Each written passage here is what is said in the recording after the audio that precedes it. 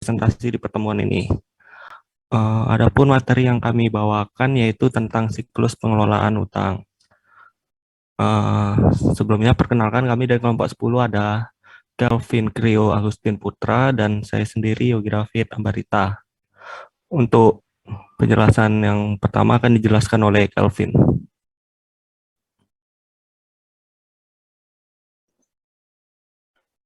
Baik, terima kasih Saudara Yogi. Bisa ke slide selanjutnya.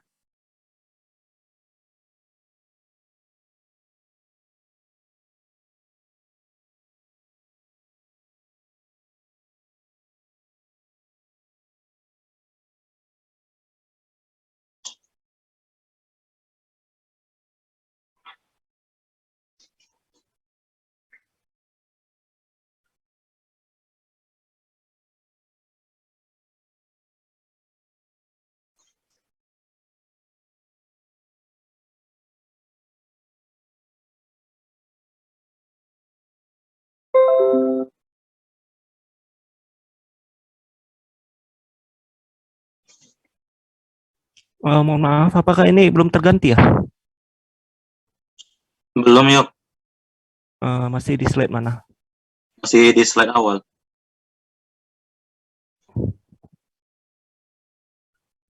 Sekarang? Masih di slide awal.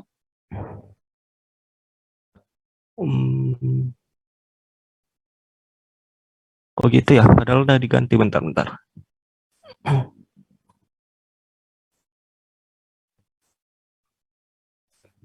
Ini?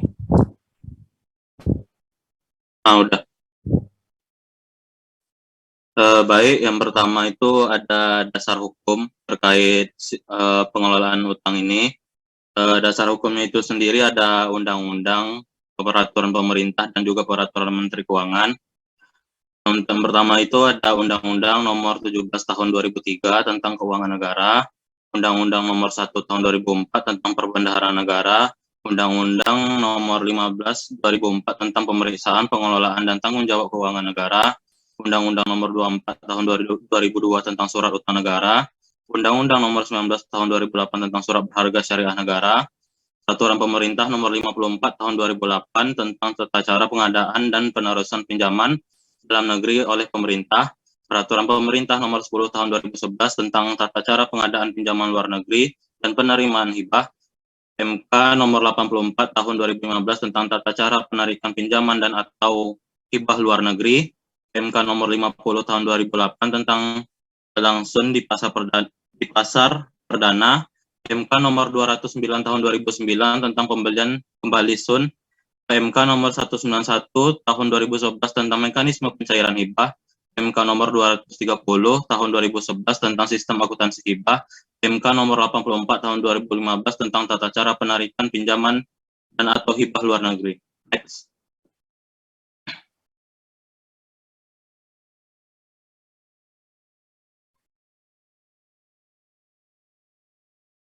Next, yuk.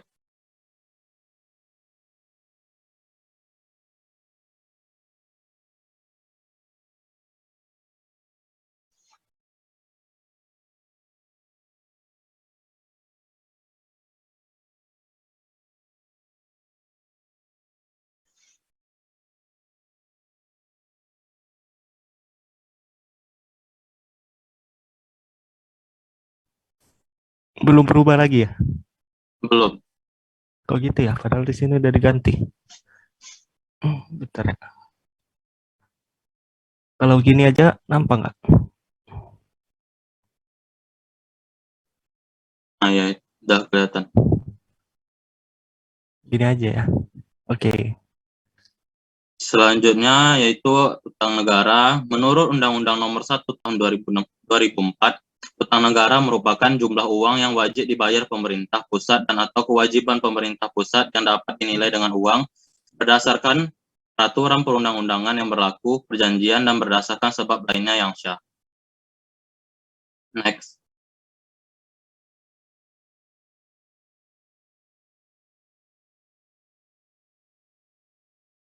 Selanjutnya, pengelolaan utang negara, yaitu pasal 38 Undang-Undang Nomor 1 Tahun 2004. Menteri Keuangan dapat menunjuk pejabat yang diberi kuasa atas nama Menteri Keuangan untuk mengadakan utang negara dan atau menerima hibah yang berasal dari dalam negeri ataupun dari luar negeri sesuai dengan ketentuan yang telah ditetapkan dalam Undang-Undang APBN. Utang atau hibah sebagaimana dimaksud pada ayat 1 dapat diterus pinjamkan kepada pemerintah daerah, BUMN atau BUMD. Biaya berkenaan dengan proses pengadaan utang dan atau hibah sebagaimana dimaksud pada ayat 2 dibebankan pada anggaran belanja negara, baik bunga, denda, atau pokok pengembalian, semuanya dianggarkan di APBN. Next.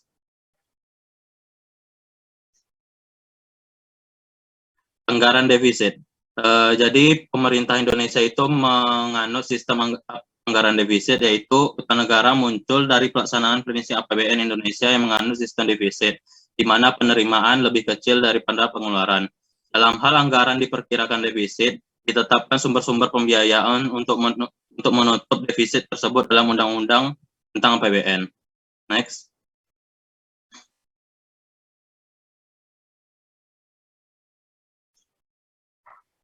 Tujuan pengelolaan utang publik. Jadi ada beberapa tujuan terkait pengelolaan utang publik ini. Yang pertama itu menaikkan jumlah dana yang dibutuhkan, mencapai target biaya atau risiko, mengidentifikasi dan manajemen trade-off atas antara biaya dan risiko yang diharapkan, mengembangkan dan menjaga efisiensi pasar utang domestik, mencapai tujuan pengelolaan utang publik lainnya. Selanjutnya itu ada debt management atau pengelolaan utang negara.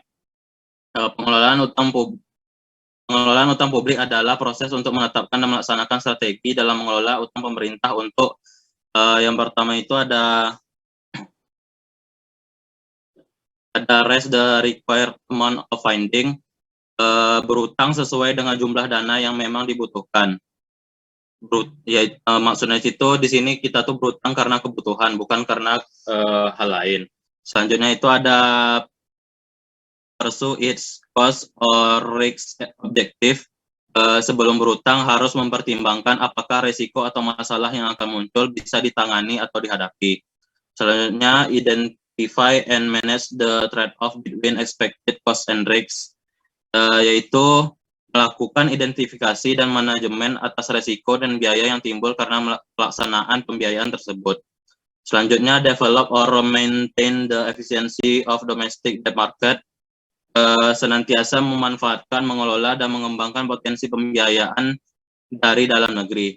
Dan yang terakhir itu meet any other public debt management goals, yaitu senantiasa memanfaatkan, mengelola, dan mengembangkan potensi pembiayaan dari dalam negeri. Yaitu utang di Indonesia digunakan sebagai instrumen fiskal, instrumen investasi, benchmark instrumen pasar keuangan, dan instrumen operasi pasar moneter. Next.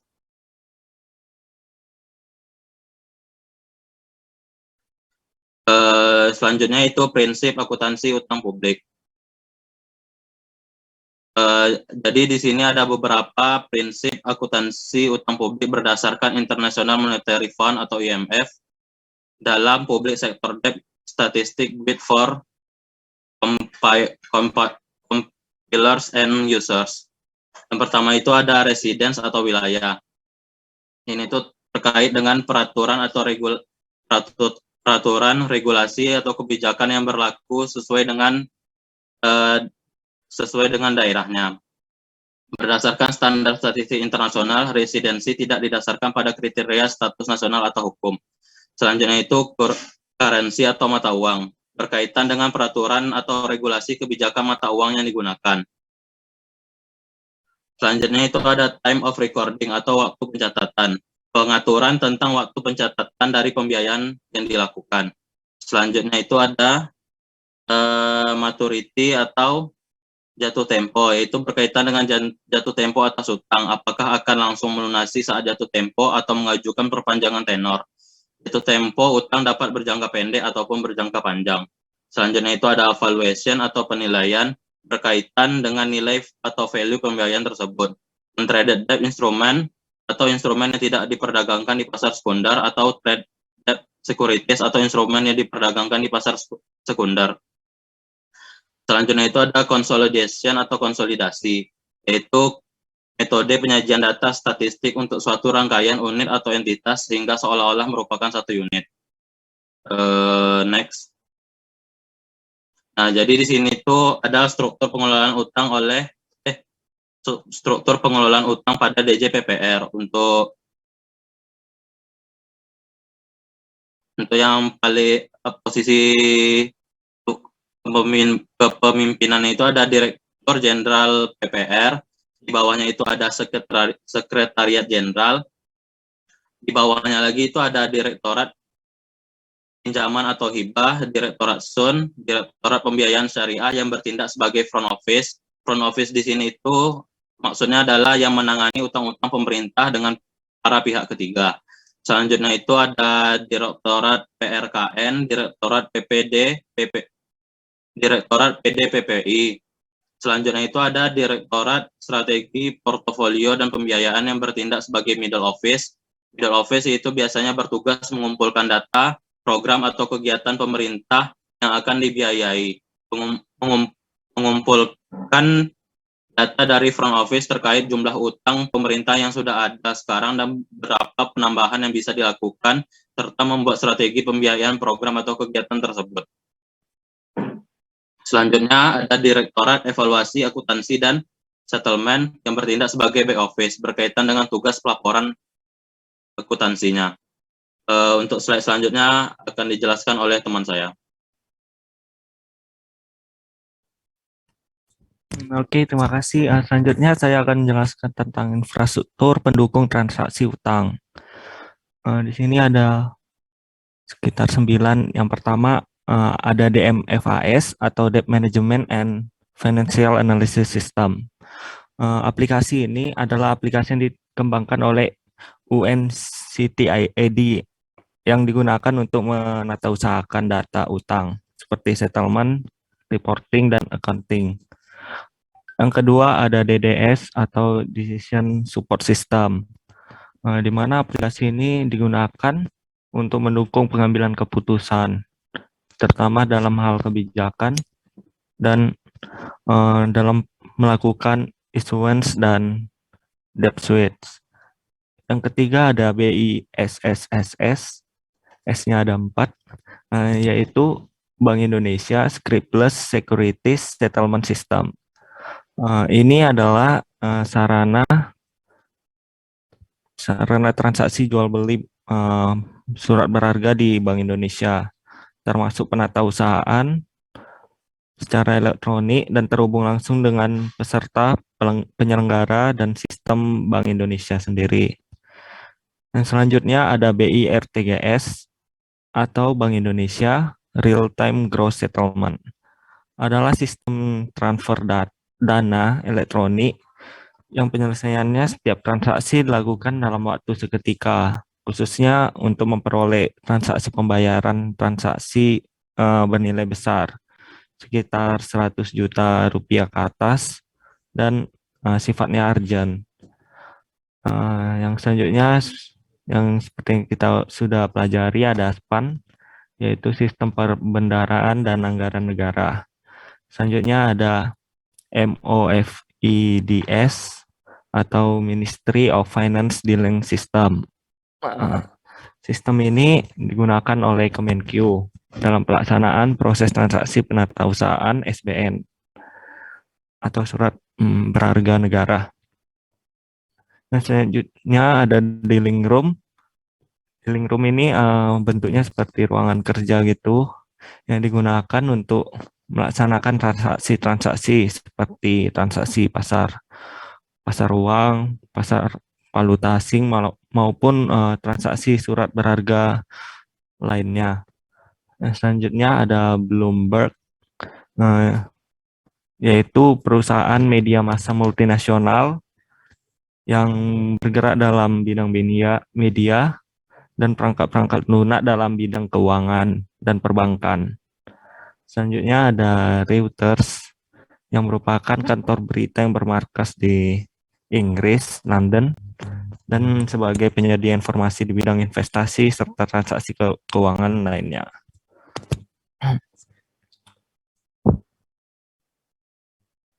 Untuk selanjutnya kita membahas tentang DMFAS. DMFAS ini merupakan sistem pengelolaan utang berbasis komputer yang dikembangkan oleh UNCTAD atau United Nations Conference on Trade and Development. Di mana sistem ini digunakan untuk menjalankan tugas operasional, memenuhi kebutuhan analisis dan statistik atas pengelolaan utang dan perencanaan keuangan eksternal. Di Indonesia sendiri, DMFAS ini digunakan oleh Kementerian Keuangan.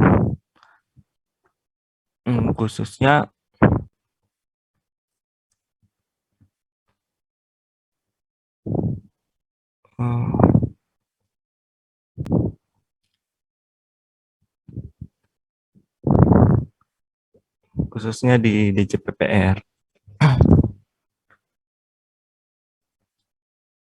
Selanjutnya kita akan masuk ke subsistem apa saja yang ada di DMFAS.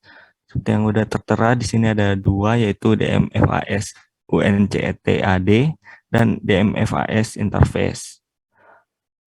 Untuk yang pertama sendiri, seperti yang telah dijelaskan tadi, ini merupakan sistem utama atau core system DJPPR untuk mengadministrasikan data pinjaman, hibah, dan surat berharga negara.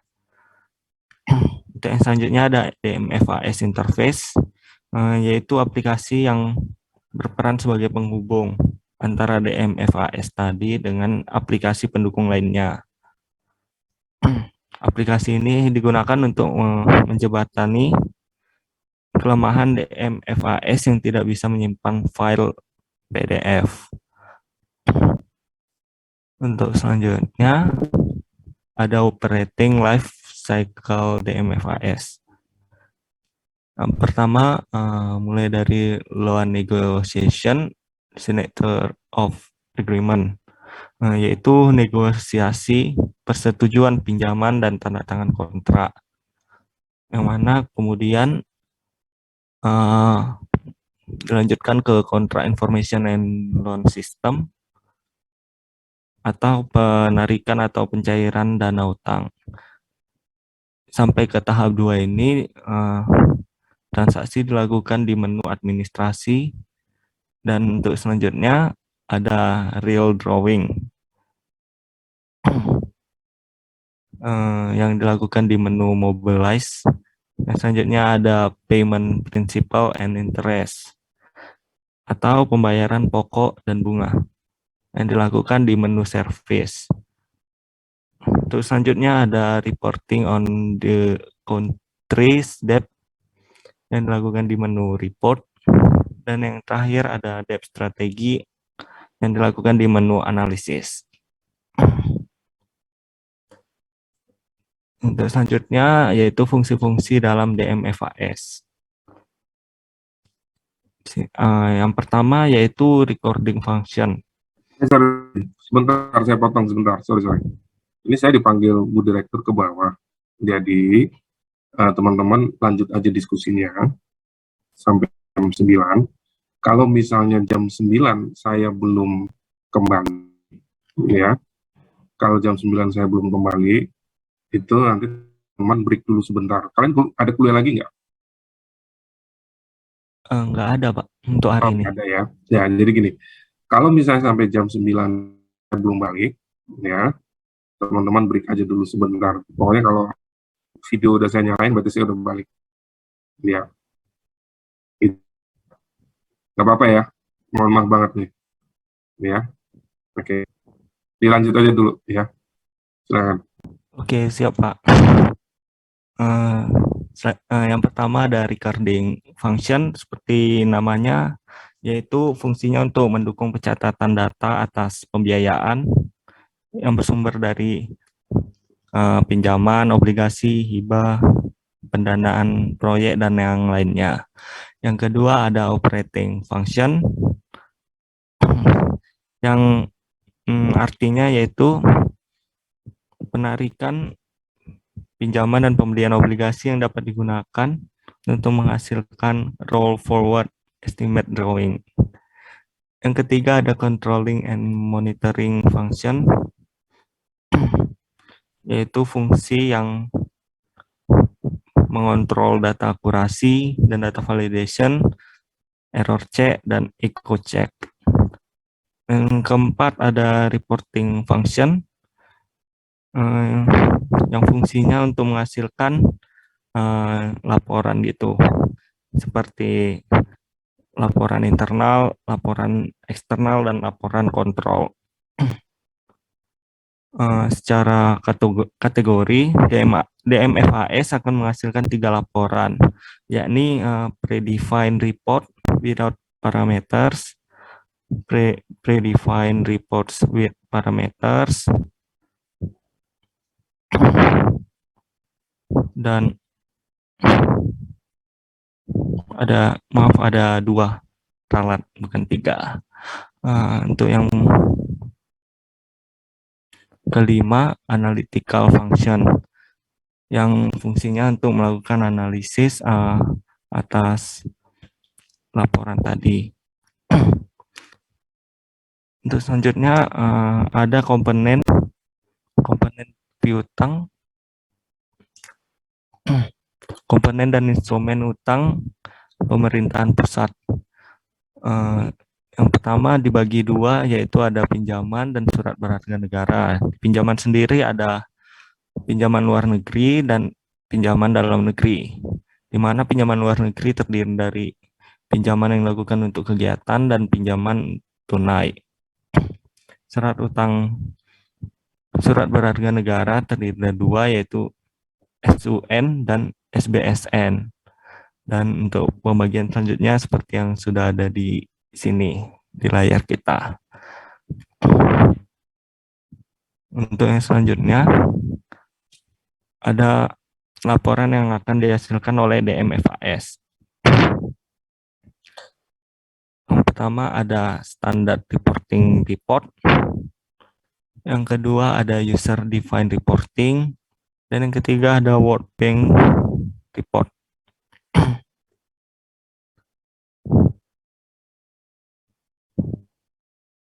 Untuk yang terakhir ada risiko dan pengendalian yang terdapat di sistem DMFAS tadi. Yang pertama, masih terdapat gangguan teknis operasional pada sistem aplikasi pembayaran utang. Yang kedua, ada perubahan alamat atau tujuan pembayaran sebagai akibat dari amandemen atau perubahan yang ada pada perjanjian. Yang ketiga, ada perbedaan hari libur antar negara. Misalkan pinjamannya itu di negara B, sedangkan yang minjem itu di negara A gitu. Jadi sering terjadi selisih jadwal dan jumlah pembayaran. Yang keempat ada dokumen tagihan yang tidak terjadwal atau terlambat untuk dicatat, sehingga terjadi perbedaan detail pembayaran dengan database. Untuk pengendaliannya yang telah dilakukan yaitu government coordination. Yang kedua early warning atau peringatan yang dilakukan di awal atau pencegahan gitu. Yang ketiga ada database up to date atau pemutahiran data secara berkala. Mungkin sekian yang dapat kami jelasin. Untuk selanjutnya kita akan masuk ke sesi diskusi atau tanya jawab. Yang mau bertanya boleh on mic. Oke. Silakan.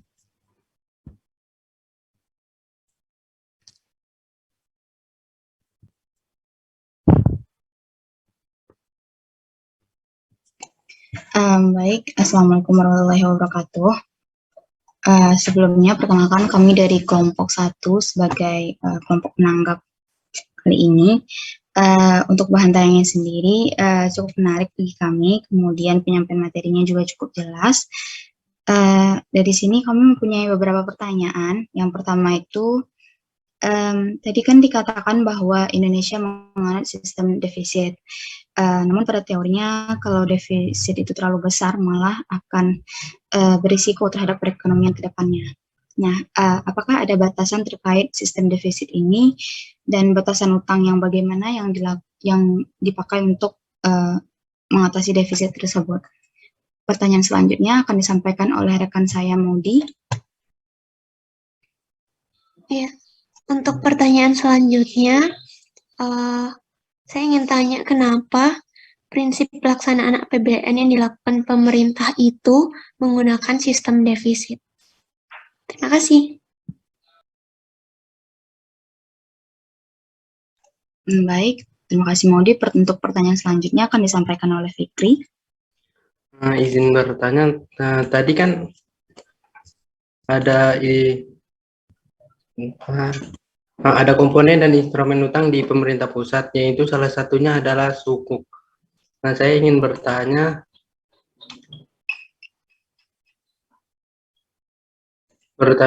ketika masyarakat berinvestasi di sukuk, apa saja risiko yang biasanya timbul terhadap investasi tersebut? Terima kasih. Baik, terima kasih kepada Fikri. Sekian pertanyaan dari kami. Terima kasih. Assalamualaikum warahmatullahi wabarakatuh. Oke, terima kasih kepada kelompok penanggap atas pertanyaannya.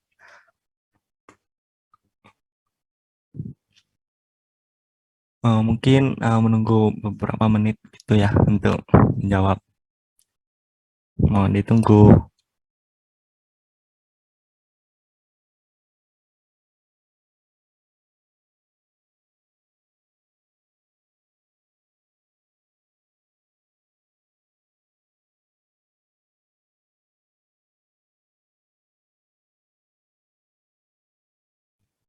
Oke, untuk pertanyaan yang pertama mungkin akan dijawab oleh teman saya, Kelvin.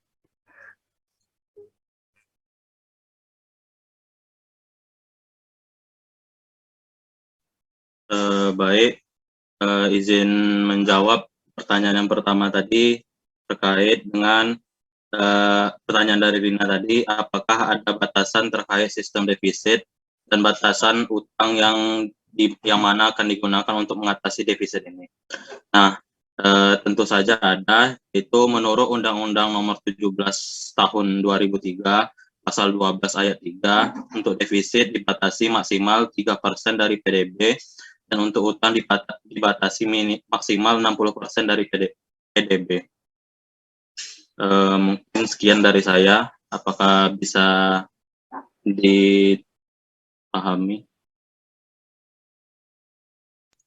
Baik, terima kasih Kelvin.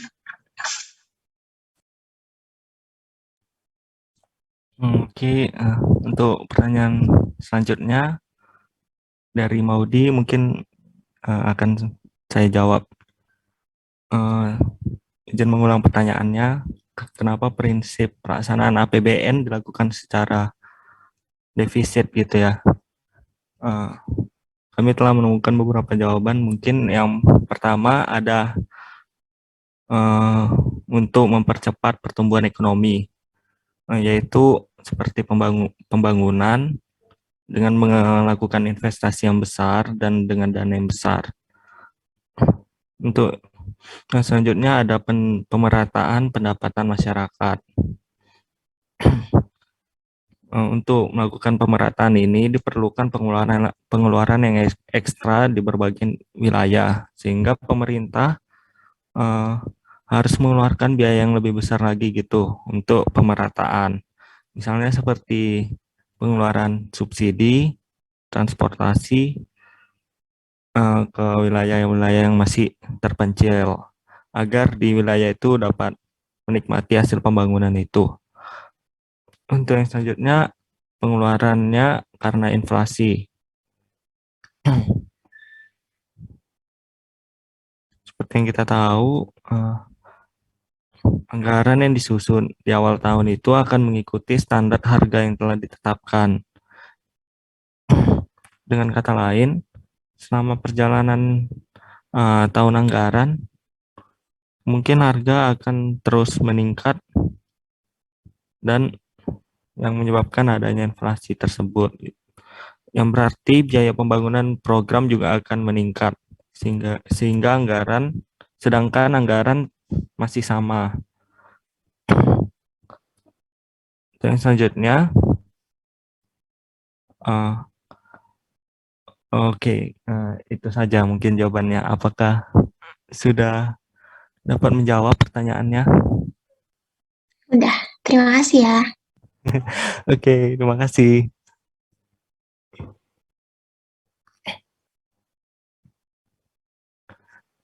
Untuk pertanyaan selanjutnya akan dijawab oleh Kelvin lagi. Baik, untuk pertanyaan selanjutnya, apa saja resiko yang biasa muncul terhadap masyarakat yang berinvestasi di suku? Jadi yang pertama itu, kita tinjau dari kalau kita tinjau dari resiko utang pada umumnya, itu kan ada resiko gagal bayar. Yang pertama itu ada resiko gagal bayar atau default risk. Risiko gagal bayar ini adalah ketidakmampuan penerbit untuk membayar kupon atau pengembalian pokok obligasi. Nah, untuk risiko gagal bayar ini itu untuk suku itu hampir tidak ada karena pembayaran pokok dan imbalan suku retail dijamin penuh oleh negara berdasarkan Undang-Undang Nomor 19 Tahun 2008. Jadi untuk suku ini tidak ada risiko gagal bayar atau default risk.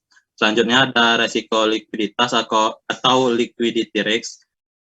Risiko likuiditas ini adalah potensi kerugian apabila sebelum jatuh tempo pemilik suku retail yang memerlukan dana tunai mengalami kesulitan dalam menjual suku retail di pasar sekunder pada tingkat harga pasar yang wajar. Untuk mitigasi resikonya itu sendiri, investor dapat menjual melalui mitra distribusi atau bank dan lembaga keuangan lainnya dengan mengikuti ketentuan dan persyaratan yang berlaku. Selanjutnya itu ada risiko pasar atau market risk. Risiko pasar adalah potensi kerugian bagi investor apabila terjadi kenaikan tingkat suku bunga yang menyebabkan penurunan harga suku retail di pasar sekunder. Kerugian atau capital loss dapat terjadi apabila investor menjual suku retail di pasar sekunder sebelum jatuh tempo pada harga jual yang lebih rendah dari harga belinya. Untuk mitigasi resikonya sendiri, yaitu apabila harga suku retail di pasar sekunder sedang mengalami penurunan, sebaiknya tidak menjual terlebih dahulu. Jadi tunggu harganya itu minimal sama dengan harga ketika kita beli. Atau mungkin ketika harganya naik bisa dijual agar tidak terjadi kerugian yang kita alami. Mungkin itu aja, apakah bisa dipahami? Terima kasih Kelvin, bisa dipahami. Oke, terima kasih sebelumnya atas pertanyaan yang telah disampaikan. Dan mungkin masih ada 15 menit seperti yang dibilang Bapak tadi. Apakah dari teman-teman ada yang masih ingin berdiskusi atau tanya jawab lagi?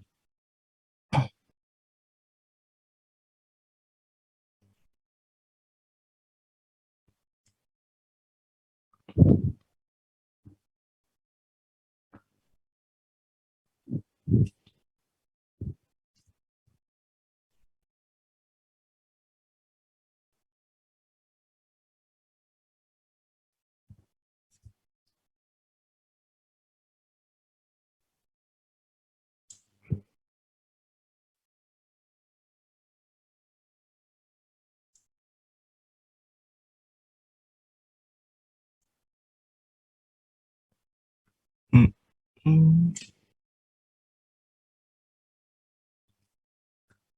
eh, tidak ada, teman-teman.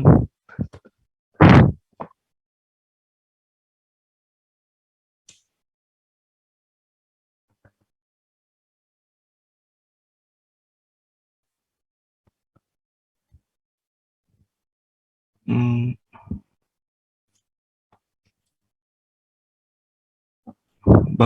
Bapaknya udah balik ya? Nggak nampak di sini.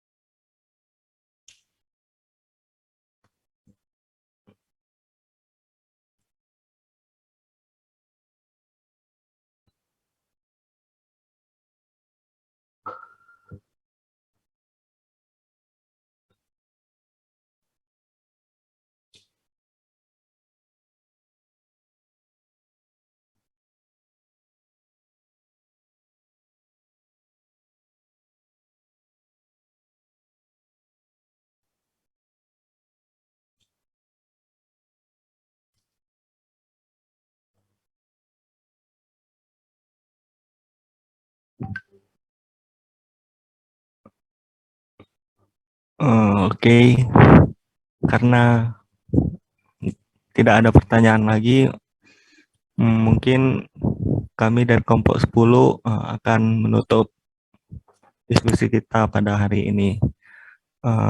Terima kasih kepada yang telah memberikan pertanyaan dan yang menanggapi itu.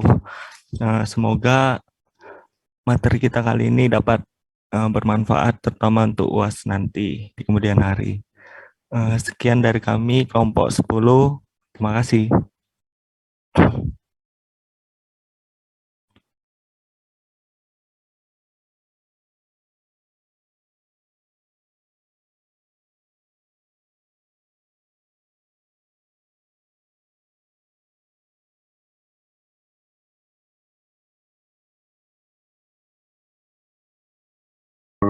Utang gitu ya, dimana memang kalau teman-teman lihat kita mulai berubah strateginya gitu ya. After ketika undang-undang tentang surat utang negara itu ditetapkan ya, Undang-Undang Nomor 24 tahun 2002, walaupun dia efektif mulai kita jalankan itu di tahun 2004 gitu ya. Kemudian Undang-Undang 19 2008 ya, tentang surat berharga syariah negara. Jadi salah satu diversifikasi dari strategi pembiayaan kita dengan menerbitkan surat berharga syariah negara. Nah, cuman memang materi di pertemuan kita kali ini memang dia sangat spesifik tentang pengelolaan utang, pengetahuan yang bagus, walaupun mungkin nanti teman-teman tidak semuanya berurusan dengan ini. Ya, apalagi kalau misalnya kalian bekerja di bukan Kementerian Keuangan, memang di Kementerian Keuangan pun bahkan sangat spesifik, ini memang di Direktorat Jenderal Pengelolaan Pembiayaan dan Risiko. Tapi ini pengetahuan yang sangat bagus karena memang mengenai pengelolaan utang ini menjadi isu maupun hal yang masih swasta harus clear memahami sehingga tidak terjebak dengan kemudian berita ataupun informasi yang kurang tepat mengenai pengelolaan utang pemerintah. Jadi kalian harusnya bisa menjadi orang yang bisa memberikan informasi yang benar ya ketika kalian sudah mempelajari. Jadi jangan sampai memberikan informasi yang tepat ataupun ikut-ikutan membenarkan sesuatu yang kurang tepat. Ya, tadi teman-teman sudah lihat ya di YouTube tadi mengenai sejarahnya seperti apa. Sungguh berbeda ya yang dulu dengan yang sekarang, jauh berbeda. Ya, kenapa berbeda? Karena memang strateginya pun berbeda dengan dan tujuan yang ditetapkan oleh pemerintah supaya pengelolaan ini dilakukan dengan efisien ya, efektif, prudent ya, akuntabel gitu. Nah, jadi memang kalau untuk Denfas ya, fungsi modul-modul Denfas saya sendiri pun saya bukan pengguna Denfas. Pengguna Denfas itu ada di JPPR. Ya, saya juga tidak terlalu mendalami seperti apa Denfas itu. Tetapi mengenai pengelolaan utangnya, kita betul-betul memahami dan punya pandangan yang benar. Ya, jadi yang nomor satunya ini memang lebih penting menurut saya dibanding nomor 3. Tapi memang karena kita belajar bagian dari sistem informasi akuntansi pemerintah, di mana khusus untuk utang ini dipakailah Denfas ini, kita perlu tahu. Nanti pandangan yang kalian akan bawa seterusnya itu adalah yang nomor 1 terutama. Ya, yang 1 terutama. Nah, baik kalian nanti bekerja di Kementerian Keuangan, di kementerian yang lain, bekerja di lembaga pemeriksa seperti BPK atau lembaga apa, di BPKP, ataupun di Pemda dan segala macam, tetap sangat relevan mengenai pengelolaan utang publik. Ya. Nah, ini di Undang-Undang Nomor 1 tahun 2004 ini pengertian dari utang negara. Jadi utang ini kalau boleh dibilang secara akuntansi itu adalah bagian dari kewajiban. Tapi tidak semua kewajiban itu adalah utang sebenarnya. Karena utang yang dimaksud sini adalah yang ditimbulkan dari suatu ujian di mana pemerintah kemudian mendapatkan pembiayaan dan kemudian nanti pemerintah membayar. Artinya bukan kewajiban di neraca kita kalau teman-teman lihat ya itu terdiri dari beberapa jenis. Ada yang timbul pemerintah mengakui kewajiban ketika pemerintah ada juga yang memang karena pemerintah punya kewajiban misalnya ataupun hal-hal tertentu yang menimbulkan menjadi kewajiban tapi berasal dari utang ya. Oke. Nah, di Undang-Undang 1 ini memang Menteri Keuangan ya, Menteri Keuangan diamanatkan sebagai bendahara negara dan pengelola fiskal untuk pengelolaan utang. Ya, kemudian Menteri Keuangan menunjuklah pejabat ya, dalam hal ini adalah di pengelolaan pembiayaan dan risiko ya, ini yang kemudian ditunjuk ya, mengamanatkan DJPR untuk melakukan pengelolaan utang. Kemudian bisa diterus pinjamkan ya ke pemerintah daerah, BUMN atau BUMD. Biaya dengan proses pengadaan utang tadi ya tentu menjadi dari APBN ya. Jadi ini yang perlu kalian juga pahami. Tadi saya kasih link YouTube untuk kalian lihat kenapa negara kita harus ya. Kenapa? Nah, lagi bahwa di dalam Undang-Undang Dasar, saya selalu bilang di dalam Undang-Undang itu tercantum tujuan dari pembentukan negara Indonesia. Ada amanat konstitusi di situ. Ya, saya selalu menekan konstitusinya melindungi segenap bangsa Indonesia, seluruh Indonesia dari ujung timur sampai ujung barat, utara sampai selatan. Itu harus dilindungi negara, mencerdaskan kehidupan bangsa, memajukan kesejahteraan umum, ikut menjaga ketertiban dunia. Itu adalah tujuan-tujuan ataupun amanat dasar yang harus dilaksanakan. Nah, untuk melaksanakan tujuan, untuk mencapai tujuan ataupun para konstitusi tadi adalah APBN yang dijalankan. Tapi jangan lupa bahwa APBN sebagai instrumen APBN itu adalah produk. APBN ditetapkan dengan undang-undang. Nah, di dalam konstruksi di negara kita itu harus disepakati antara pemerintah dengan DPR. Jadi pelaku atau pengelola APBN pemerintah. Tetapi APBN itu sendiri itu adalah suatu kesepakatan antara pemerintah yang memegang mandat dengan wakil dari rakyat Indonesia. Dalam hal ini adalah DPR.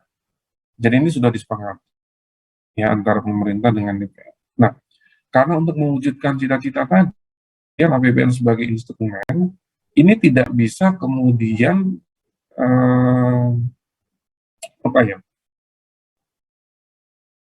ya sudah, kan ada yang bilang ya sudah kalau memang pendapatannya belum cukup udah aja gitu ya, nggak usah berutang.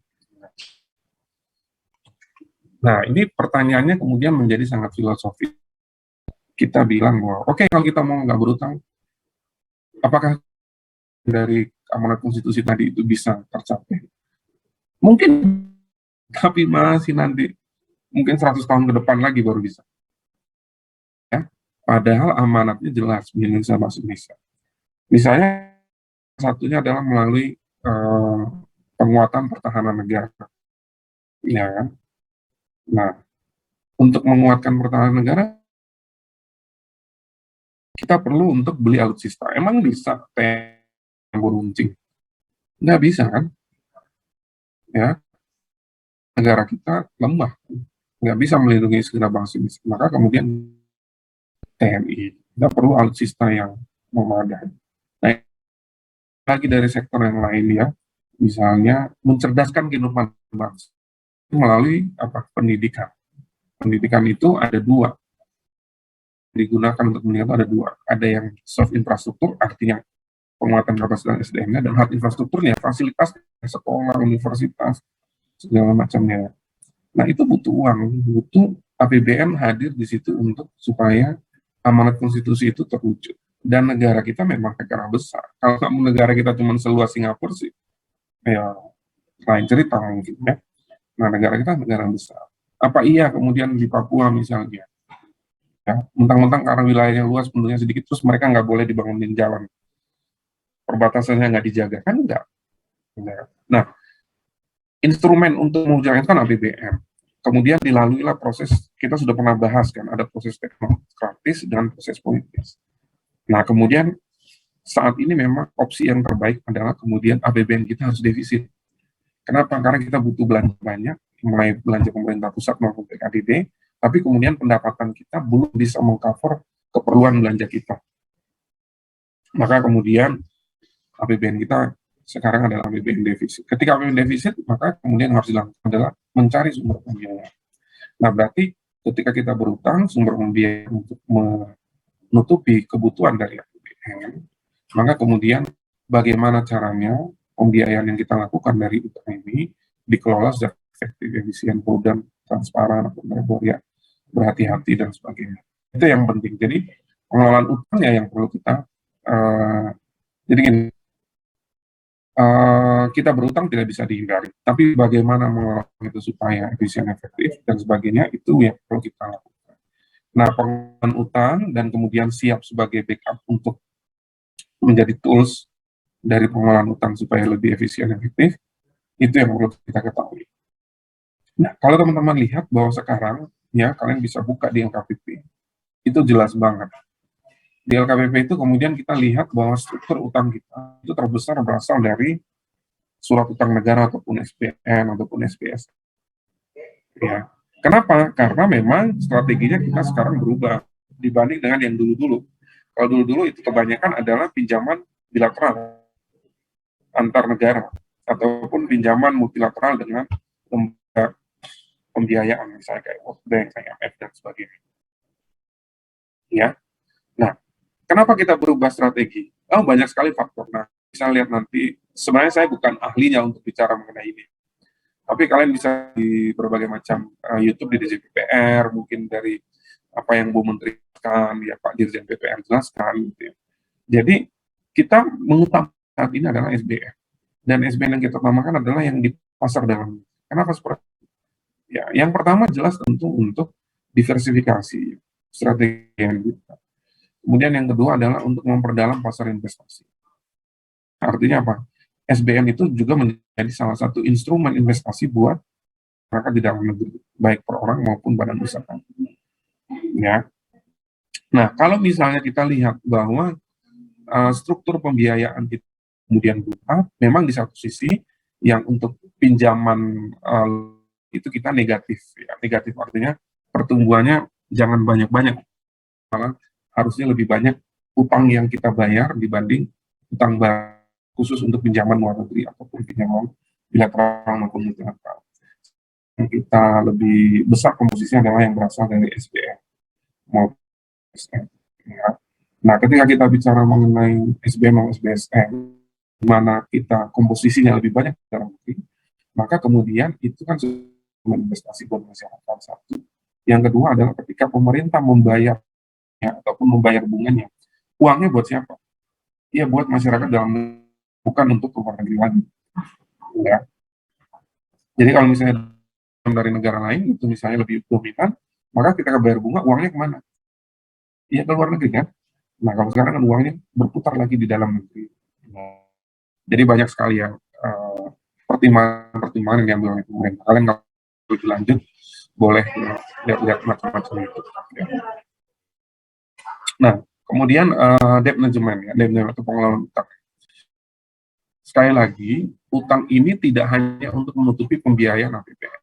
Dia juga di satu sisi yang bersamaan, dia sebagai alat instrumen fiskal, instrumen pasar keuangan, dan instrumen pasar moneter. Pasar moneter Bank Indonesia ya. Nah, jadi memang tujuannya kompleks. Tujuannya kompleks, dan kemudian kita harus melihat dalam konteks negara kita gitu ya, ini adalah negara hukum ya, maka kemudian tata cara dan sebagainya memang kita atur di dalam instrumen hukum. Tadi saya sebutkan di awal kan undang-undang tentang SBSN dan sebagainya ya. Batas pinjaman gitu kan ya, itu juga kita ketentuan di dalam peraturan perundang-undangan. Di Undang-Undang 17 kan ada maksimal utang pemerintah 60% dari PDB. Berapa dari APBN? Tadi karena APBN kita harus defisit, berapa maksimal? Oh, 3 kali misalnya ditetapkan lain di dalam undang-undang yang mengatur secara spesifik. Kan demikian kita lebih besar ya.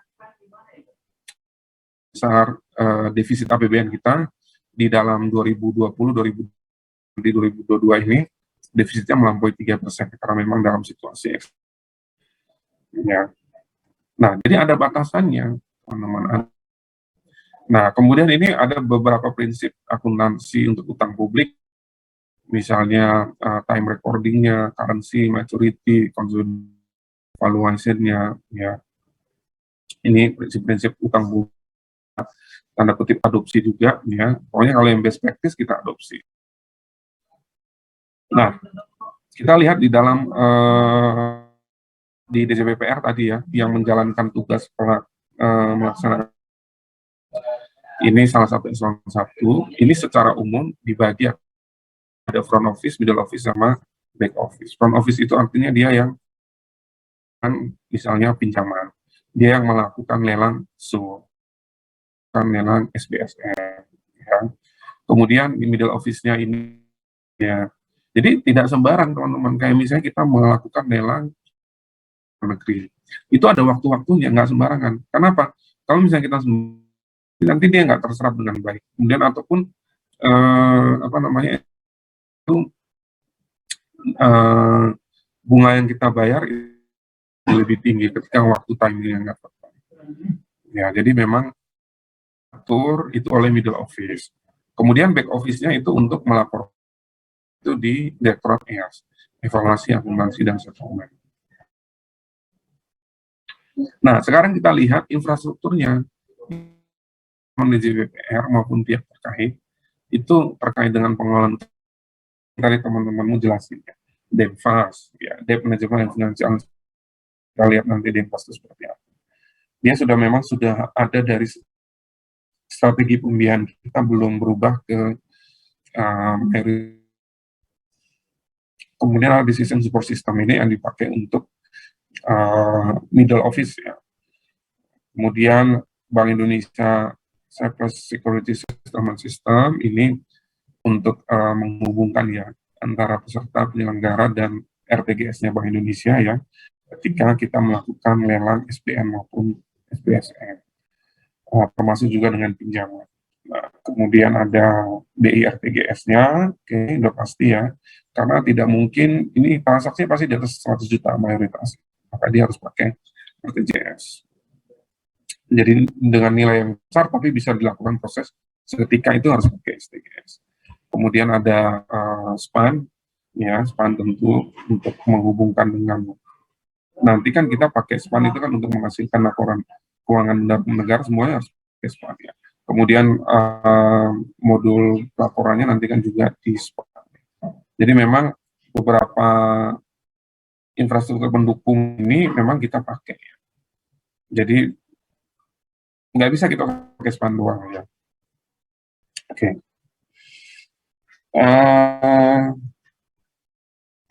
Sampai sini ada pertanyaan?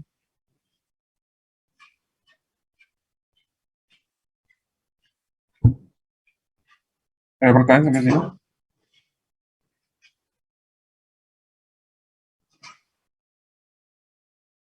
Nggak ada? Oke.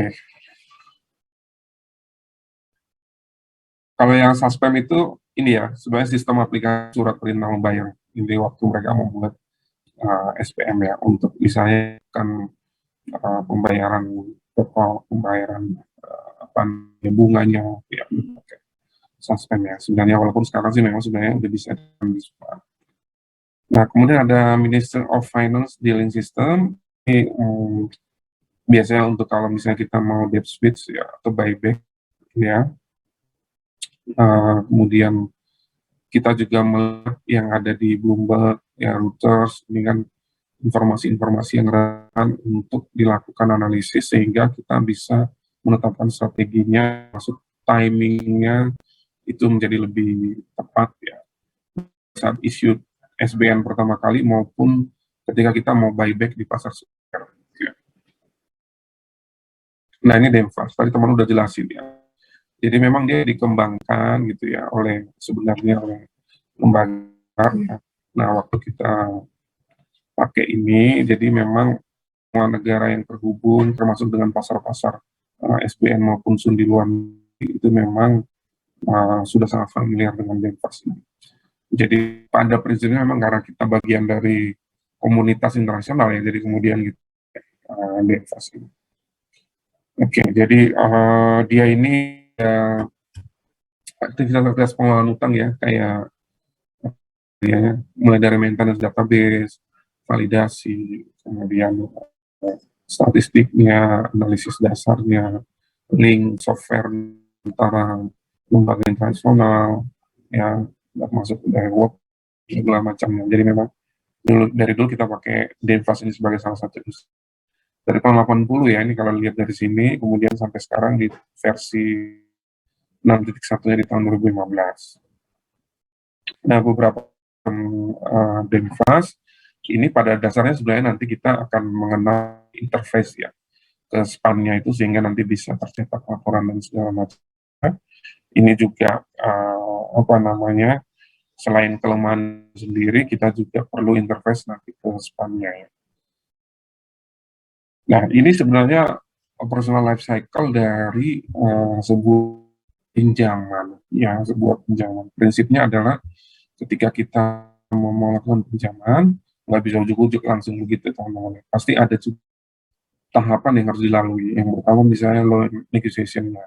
Jadi apa ya, negosiasi loan-nya itu misalnya suku bunganya berapa, maturity-nya bagaimana, ya, komitmen fee, apa segala itu seperti apa. Nah, itu dilakukan di tahap loan negotiation. Ya. Dan baru dari hasil loan negotiation itu kita tuangkan di dalam kontrak, ya, kontrak pinjamannya. Setelah kontrak pinjamannya efektif, baru dia lakukan penarikan.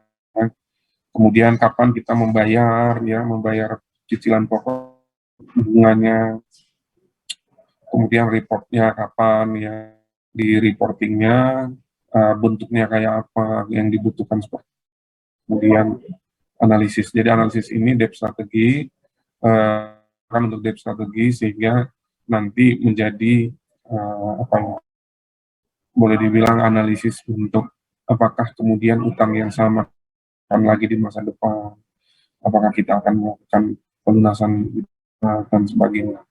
Itu di debt strategy analysis. Ya. Nah, di dalam DENFAS ini memang dia tidak hanya untuk report ya. Jadi ada delay recording function. Ya, kalau misalnya kita belajar sakti kan kemarin ada inputnya, kemudian operating functionnya, kontak, kemudian baru nanti di reporting, dan dari hasil reporting dan hasil kita lakukan analytical function.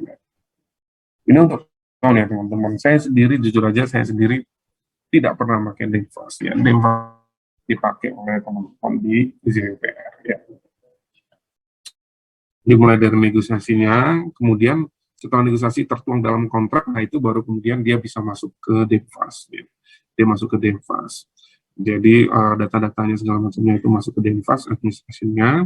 Kemudian nanti pada saat penarikan, ya, kemudian pada saat settlement-nya, orang bayar atau duitnya masuk, ya, semuanya itu kemudian nanti menjadi bagian dari DENFAS di operasionalnya, kemudian nanti untuk reportnya, dan nanti untuk analisis juga. Nah, ini beberapa menu yang ada di DENFAS ya. Ada menu administration, ini untuk catatannya teman-teman ya, baik loan, obligasi, hibah dari luar negeri, kemudian project ya, kemudian penerusan pinjaman. Dan di submenunya ini ada general agreement, ini untuk kontraknya ya. Agreement ini misalnya kalau kita nego ulang ya, ataupun restrukturisasi, akan di situ di fungsi administrasi. Kemudian di menu mobilize ini setelah pinjaman itu ditarik ya. Kemudian debt service-nya ini kita menyusun jadwalnya, daftar jatuh tempo atau maturity-nya. Kemudian kalau nah ini sampai saat ini sih pemerintah kita terkenal dengan negara yang default untuk pembayaran utang maupun bunganya. Ya. Kemudian ada adjustment faktor, kemudian untuk payment order-nya ya. Jadi pada saat kita membayar pokok maupun cicilan pokok maupun bunganya. Kemudian untuk fungsi controlling, ya, untuk fungsi controlling ini kita juga ada ya di DENFAS ini. Untuk data akurasi, error check, echo check ya. Ini misalnya untuk kita lakukan supaya jangan sampai apa? jangan sampai terjadi ketika ada pembayaran jatuh tempo yang tidak kita lakukan, bahaya banget. Ketika kita ada default gitu ya, itu dampaknya besar. Satu ke rating, kedua untuk kredibilitas dan sebagainya. Nah, di sini bisa dilakukan secara otomatis, jadi jangan sampai ada yang terlambat. Kemudian reporting function ini ada untuk menghasilkan report ya tentunya ya. Report ini macam-macam sebenarnya, ada untuk internal, eksternal, sama control report ya. Jadi ada standard report, ada user defined report ya. Sebentar. Sebentar.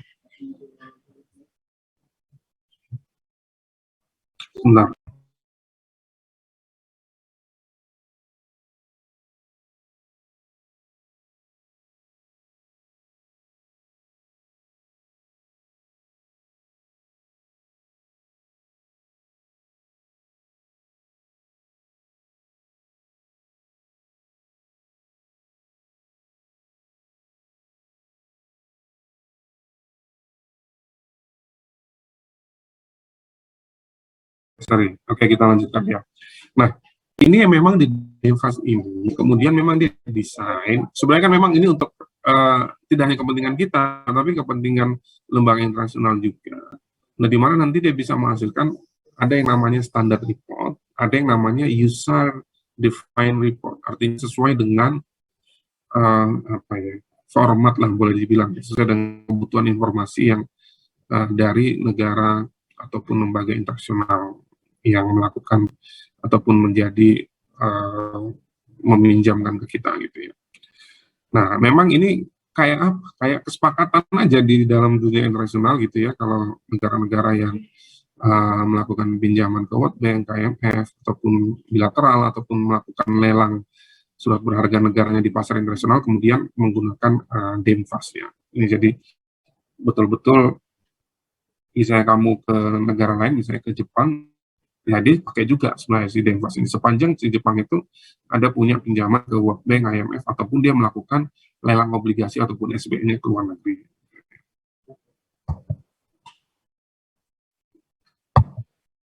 Nah, ini kalau kita lihat komponen ataupun instrumen utang pemerintah. Nah, ketika kita komponen ataupun instrumen utang pemerintah, sebenarnya teman-teman lihat di LKPP itu sudah tergabung. Ya, secara garis besar kita ada dua. Ada yang dari pinjaman, ada yang dari surat berharga negara.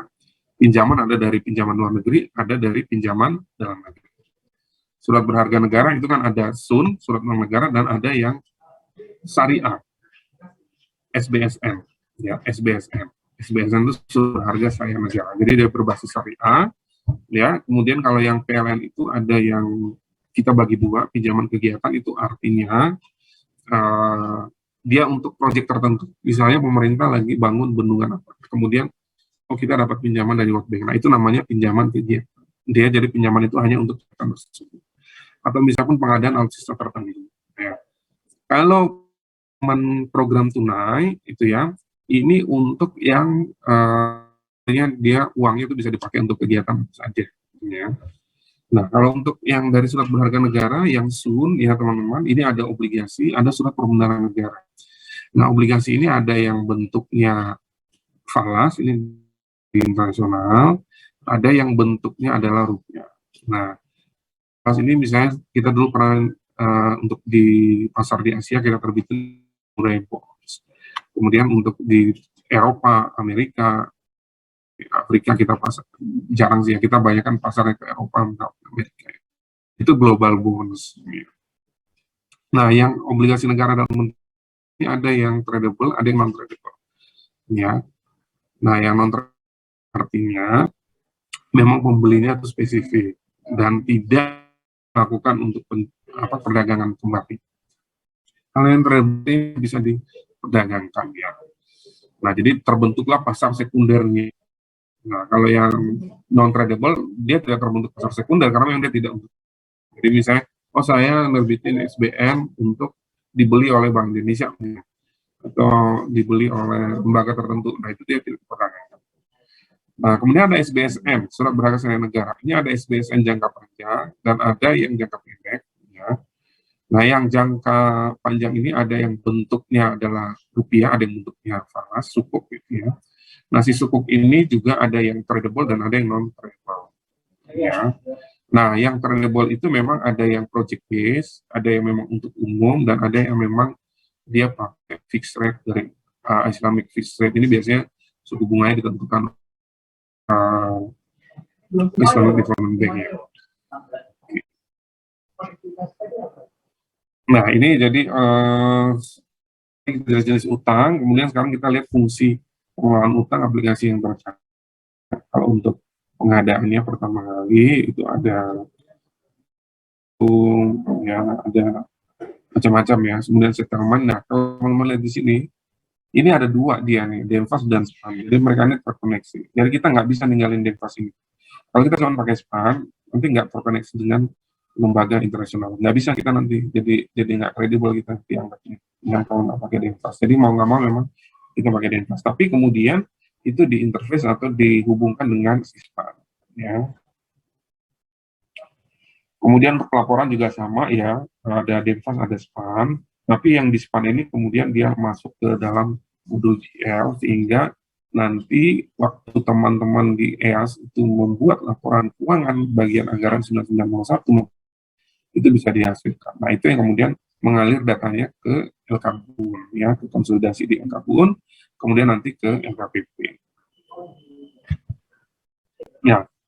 Kalau ini proses pinjaman ya teman-teman ya, sebenarnya mulai dari tadi ya, pengusulan, kemudian negosiasi, ya, negosiasi itu kemudian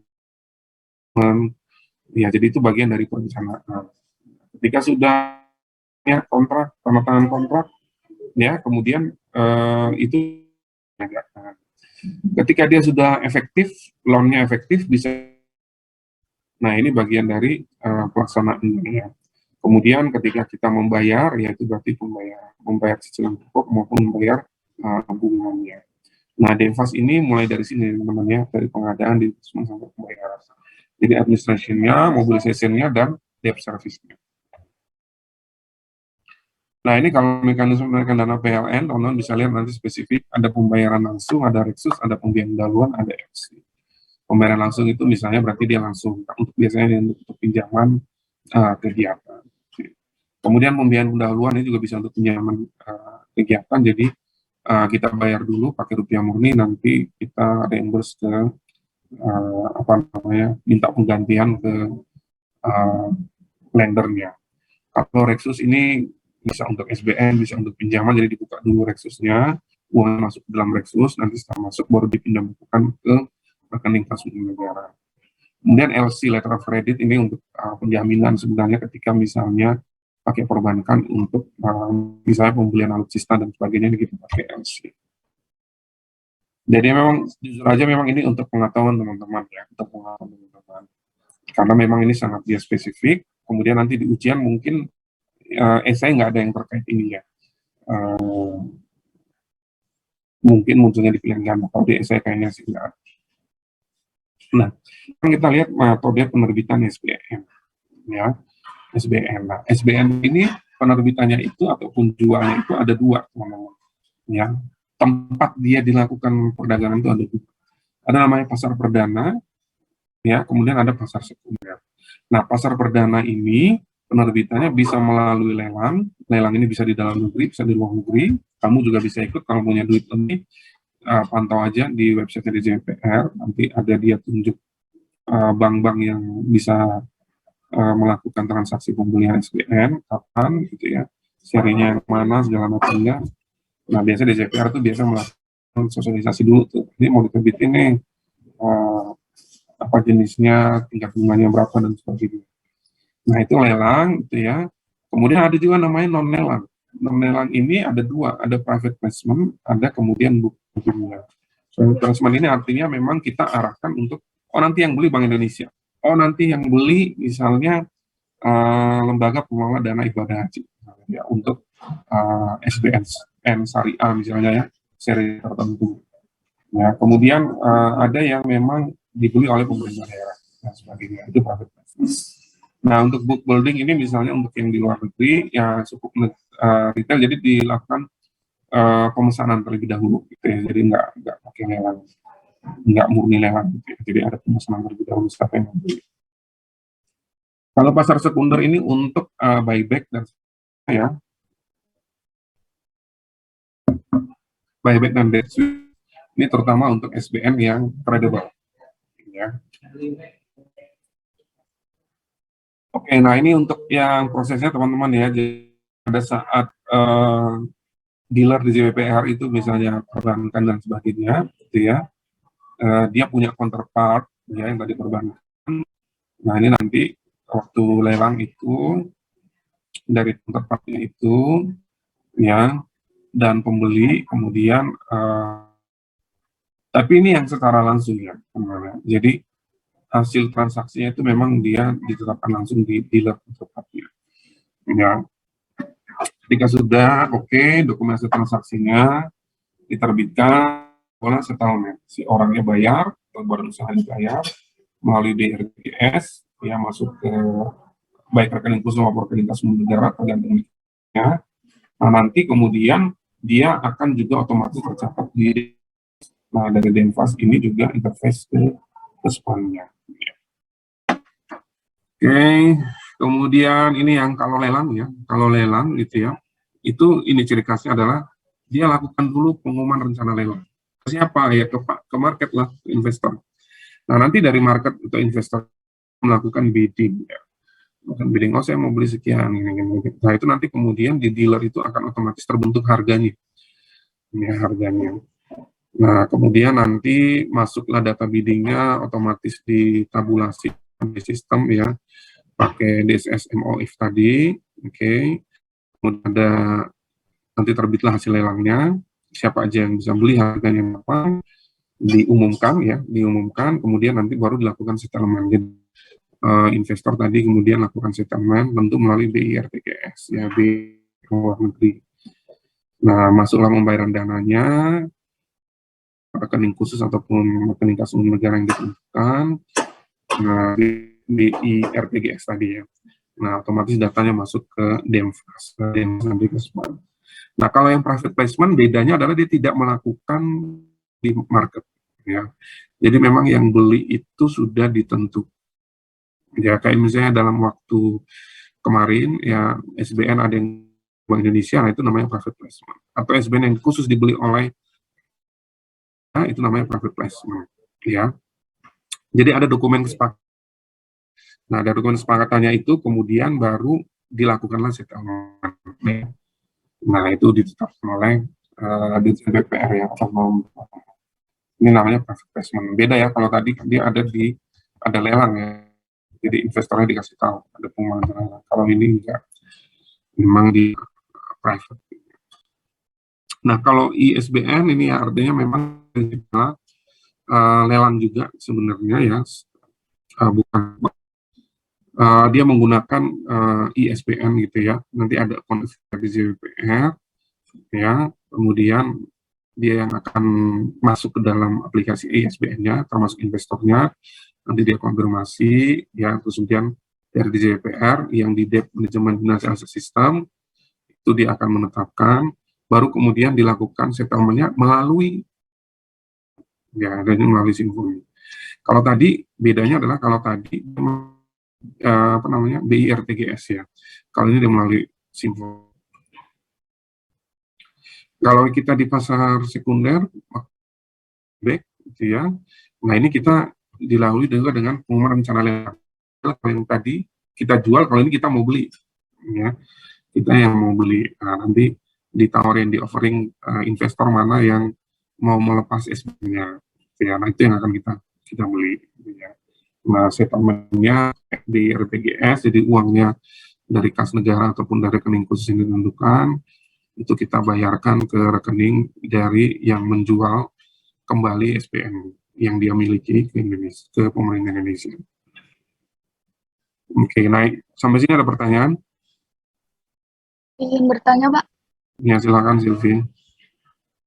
Tadi kan dijelaskan sama Bapak kalau surat berharga negara itu ada yang diterbitkan untuk dibeli oleh masyarakat gitu kan, Pak. Nah, itu tuh ada batasannya gitu nggak sih, Pak? Kayak misalnya tuh ASN yang bekerja di JPPR itu kan di JPPR kan yang mengelola SBN gitu kan Pak. Nah, itu kayak boleh ikut membeli juga atau enggak gitu, soalnya kan bisa aja nanti kayak timbul konflik of interest gitu Pak. Ya, oke. Jadi sebenarnya untuk siapa yang boleh beli itu masing-masing serinya itu berbeda, ya. Ketentuan dari masing-masing seri setiap SBN itu berbeda. Ada yang bisa dibeli oleh pegawai PNS Kemendikbud bisa, ya. Tapi ada juga memang yang dia tidak bisa dibeli oleh PNS Kemendikbud. Jadi ada aturan-aturan masing-masing dari setiap seri SBN yang diterbitkan, gitu ya. Nah, bagaimana menghindari konflik interestnya? Sebenarnya kan ada, kita kan melalui tadi ya, melalui bank kustodiannya atau melalui agennya itu. Nah, jadi sebenarnya boleh dibilang tidak secara langsung juga, ya. Jadi tetap misalnya ke DJP mau beli, tetap dia melalui bank kustodian yang ditentukan. Ya, jadi nggak ada masalah. Memang ada beberapa jenis tertentu yang tidak boleh dibeli oleh pegawai DJPR. Itu ya, Sylvia.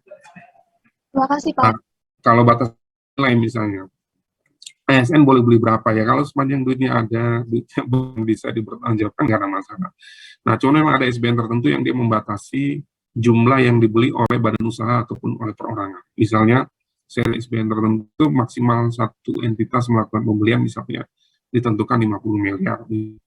Nah, kenapa harus ditentukan maksimal satu orang beli berapa? Supaya satu SBN itu tidak dikuasai oleh entitas tertentu saja, dan kemudian kan untuk bagian dari instrumen investasi masyarakat kan.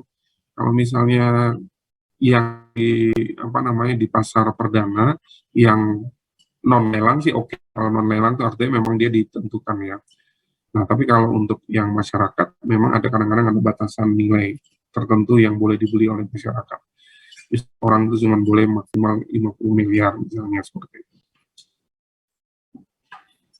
Oke, nah ini kita lanjut ke proses penarikan pinjaman. Nah, penarikan pinjaman ini kan tentu tadi yang ada yang saya sampaikan, ada proses perencanaan mulai dari kita mau minjam berapa, apakah bentuknya pinjaman kegiatan atau bentuknya pinjaman program, dari mana pinjam, kira-kira suku bunga yang bisa kita bayar itu berapa, nilainya, maturity, macamnya, itu diproses perencanaan. Nah, pada saat proses eksekusi, kita udah pakai Denfas, ya. Ini ada modul administration sama modul mobilization. Nah, modul administration ini sebenarnya pada saat baru pertama kali gitu ya. Jadi ketika surat permohonan register dari kita gitu ya ke lendernya untuk dilakukan disbursement, itu kita pakai modul administration. Nah, nanti ketika sudah sudah tereksekusi ya, mulai dari penerbitan NOD, withdrawal application atau WA, itu kita pakai modul mobilization ya. Nah, ini nanti macam-macam datanya. Ini beberapa saja, yang bisa saja ada data lagi yang lebih rinci yang masuk ke dalam Denfas. Tapi misalnya di sini ada tanggal valuta penarikan, ya, kursnya, dokumen penerimaannya, mata uang efektifnya, nilai ekuivalennya, tata cara penarikan, nomor referensi, NOD, segala macam itu masuk ke dalam Denfas. Nah, kemudian pada saat dieksekusi itu sekali lagi Denfas terhubung dengan kita dengan Spandya, sehingga bisa tereksekusi untuk komitmen dan pembayarannya. Kemudian nanti untuk modul GL pelaporannya itu juga. Nah, ini teman-teman bisa lihat di bawah adalah KPH. KPH itu maksudnya khusus pinjaman dan hibah. Jadi untuk khusus pinjaman hibah itu dicairkan di PPN KPH. Oke, ini pada saat kita bayar, ya, pada saat kita bayar, makanya di sini ada suspend tadi ya, untuk penerbitan surat perintah membayar. Kita bayar ini bisa bayar untuk pokok pinjaman maupun untuk cicilan pokok pinjaman maupun untuk bunga. Ya. Oke, ini beberapa fitur ya teman-teman bisa lihat sendiri ya. Banyak sekali yang harus di-input ya ke dalam itu. Ini dilakukan oleh teman-teman di JPR. Ya. Download ID, request number, reference, project. Ya, kalau ini misalnya untuk yang pinjaman kegiatan ya. Nah, ini untuk format laporan Denfas. Ya, ini kan tadi dijelaskan ya, ada standar report, kemudian ada user defined report. Nah, ya, user defined report itu contohnya adalah World Bank report ya, yang diminta oleh World Bank. Jadi formatnya khusus ditentukan oleh World Bank. Ya, ini contoh standar report ya. Jadi ada loan information sheet ya, ada identifikasi, ada debitor information, creditor information ya, general karakteristik, nah ini semua masuk ke standar report contohnya. Nah ini untuk yang user defined report yang dibutuhkan oleh Bank Indonesia misalnya ya. Saya rasa itu ya teman-teman ya. Untuk ini sekali lagi memang saya juga belajar dari yang ada di dalam YouTube. Itu banyak sekali. Kalian kalau daripada ini YouTube itu banyak sekali pengetahuan dari website Indonesia PPR. Baik di website maupun di YouTube Indonesia PPR. Ya ini untuk pengetahuan teman-teman semua. Oke. Sudah setengah 12. Kurang ada pertanyaan?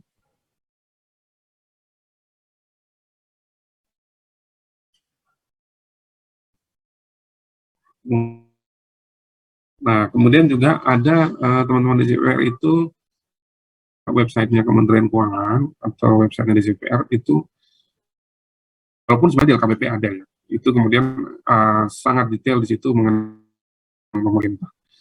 Kita pinjam kemana aja, SBN-nya itu kapan saja, serinya berapa, nilainya berapa, ya, yang segala macam itu ada di laporan utang pemerintah. Ya. Nah, setiap juga Bu Menteri Keuangan itu di dalam konferensi pers pelaksana BBM dan mau kita itu juga kita menjelaskan posisi utang. Jadi tidak ada yang mengenai utang. Semuanya dikelola secara transparan. Kalau orang bilang utang banyak kok, memang ada. Di LKPP juga ada, nggak ada yang tutupi ya. Jadi oh iya ya. Tapi kalau dibilang misalnya oh ini pemerintah ntar lagi Indonesia mau dicaplok sama Cina karena banyak utang. Hello, baca dulu LKPP kalau katanya, jangan sampai terjebak dengan seperti itu ya. Utang kita ke Cina, kalau utang pemerintah, ya dilihat aja di LKPP. Utang mayoritas kita adalah SBM. Jadi kalau misalnya Abdul Basir nih misalnya pengusaha sawit, dia beli SBM 10 miliar, 20 miliar, terus dia bisa mengklaim bahwa Indonesia ntar lagi jadi milik dia, kan nggak bisa. Ya kan? Nggak bisa. Beda dengan kalau misalnya kita melakukan pinjaman bilateral misalnya ya, di beberapa negara memang masih lebih besar pinjaman bilateralnya. Nah ketika pinjaman bilateralnya besar, dominan, ya bisa saja memang suatu saat si debitornya minta, kalau kamu nggak mampu bayar, saya sita deh, ini yang menjadi jaminan kamu. Itu bisa saja. Tapi kalau di kita nggak bisa. Ya. Oke. Sampai sini ada pertanyaan? Masih ada waktu dikit? Tidak ada? Oke, kalau tidak ada, sampai ketemu minggu depan, tugasnya dikerjain. Kemudian mungkin kita sekali lagi latihan soal yang pilihan ganda. Ya, latihan soal pilihan ganda kan waktu itu di awal saya kasih ya latihan soal pilihan ganda. Nanti kita kasih lagi mungkin di pertemuan terakhir ya, berarti 2 lagi pertemuan kan ya. Oke, mungkin itu saja yang bisa saya sampaikan. Kalau